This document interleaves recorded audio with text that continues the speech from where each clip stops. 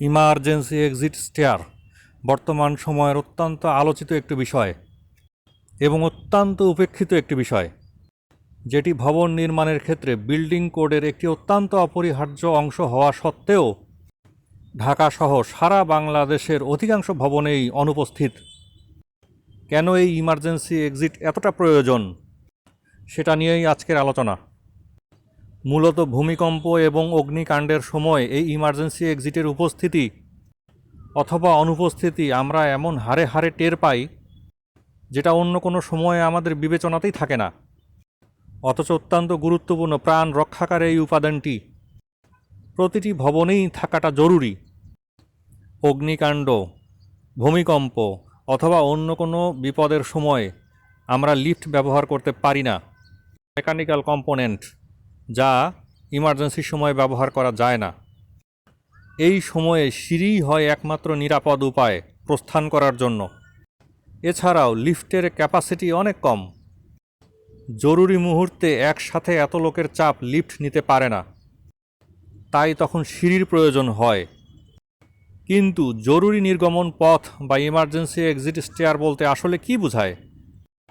এটি কি সাধারণ সিঁড়ি? আসলে ইমার্জেন্সি এক্সিট বলতে এমন একটি সিস্টেমকে বোঝায় যেটি মূলত একটি বিশেষায়িত সিঁড়ি বা স্পেশাল স্টেয়ার। এর নকশা এমনভাবে প্রস্তুত করা হয় যেন বিপদ অথবা জরুরি মুহূর্তে ভবনের বাসিন্দাদের অত্যন্ত কম সময়ের মধ্যে জরুরি নির্গমনে এই সিঁড়িটি সাহায্য করে থাকে। এটি একটি এনক্লোজড সিস্টেম, যা ভবনের ভিতরে অথবা বাহিরে থাকতে পারে, কিন্তু এটি মূল ভবনের সিস্টেম থেকে পৃথক থাকবে এবং নিরাপদ থাকবে। কিছু কমন এক্সিট এবং এন্ট্রি পয়েন্টের মাধ্যমে এটি মূল ভবনের সাথে সংযুক্ত থাকবে এমনভাবে যেন বিপদের সময় মানুষ সহজেই অ্যাক্সেস করতে পারে এবং অল্প সময়ে একসাথে অনেক মানুষের লোড নিতে সে সক্ষম। একটি যথাযথ জীবন রক্ষাকারী সিঁড়ি বা নির্গমন পথ বিপদের সময় অসংখ্য মানুষের জীবন রক্ষা করতে পারে, কিন্তু এর প্রভিশন রাখতে হবে এবং এর যথাযথ ব্যবহারও জানতে হবে। যথাযথ সিম্বল ব্যবহার করতে হবে। বিপদের সময় এমনিতেই আমাদের স্বাভাবিক বুদ্ধিমত্তা লোপ পায়। হিতাহিত জ্ঞানশূন্য হয়ে আমরা এদিক সেদিক ছুটাছুটি করতে থাকি। তাই জরুরি নির্গমন পথের সিম্বলটা এমন হতে হবে যেন খুব সহজেই তা চোখে পড়ে এবং মানুষ বিভ্রান্ত না হয়। অর্থাৎ সিঁড়িগুলো সহজে দৃশ্যমান এবং প্রবেশযোগ্য হতে হবে। Easily seen and easily accessible. প্রয়োজনের সময় কোনো প্রতিবন্ধকতা ছাড়াই খুব দ্রুত সময়ে সেখানে পৌঁছানো যেন সম্ভব হয়। সিঁড়িটির এক্সিট বা আউটলেট গ্রাউন্ড লেভেল বা এক্সিট প্যাসেজ ওয়েতে নিয়ে যেতে হবে, যেখানে গিয়ে মানুষ নিরাপদে বের হয়ে যেতে পারে। এছাড়াও ভবনের ব্যবহার অনুসারে উচ্চ ঝুঁকিপূর্ণ কক্ষের, যেমন জেনারেটর, ট্রান্সফরমার, দাহ্য পদার্থের স্টোরেজ ইত্যাদির সাথে যুক্ত হওয়া যাবে না। অর্থাৎ আগুন এবং বিপদ থেকে সে সম্পূর্ণ পৃথক থাকবে। এবার আসুন ফ্যাক্টে। ঢাকাসহ সমগ্র বাংলাদেশের অধিকাংশ ভবনেই ইমার্জেন্সি এক্সিটের প্রভিশন দেখা যায় না, যা অত্যন্ত দুঃখজনক এবং ঝুঁকিপূর্ণ।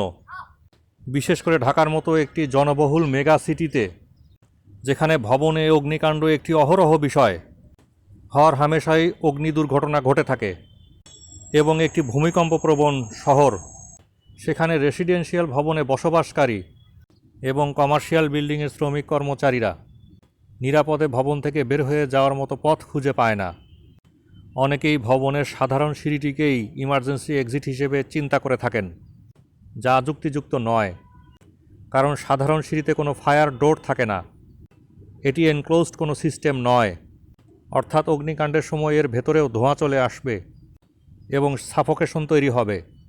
তাই নিরাপদ ভবন ডিজাইনের জন্য অত্যন্ত দক্ষ প্রকৌশলীর হাতের ছোঁয়া প্রয়োজন। এভাবে অনুসরণ করে ভবন নির্মাণ করা হলে এই ধরনের বিপদ থেকে মুক্ত থাকা যায় এবং নিরাপদে ভবনে বসবাস করা যায়। তাই দক্ষ প্রকৌশলী এবং সার্টিফাইড ফার্মের মাধ্যমে আপনার ভবনের নকশা প্রস্তুত করান। নিজে বাঁচুন, অন্যকেও বাঁচান। ঢাকা, গাজীপুর এবং নারায়ণগঞ্জ এলাকায় যারা ভাড়া বাসায় থাকেন, সেই সব ভাড়াটিয়াদের আমি অনুরোধ করব, ভাড়া বাসায় ওঠার পূর্বে খুব ভালোভাবে চেক করে নেবেন আপনার ভবনটি যে সিঁড়ি আছে সেটি আসলে কতটুকু নিরাপদ এবং ইমার্জেন্সিতে লোড নিতে সক্ষম। যদি সিঁড়িটি অত্যন্ত সংকীর্ণ হয় তাহলে এ ধরনের ভবনে বসবাস না করাই শ্রেয়।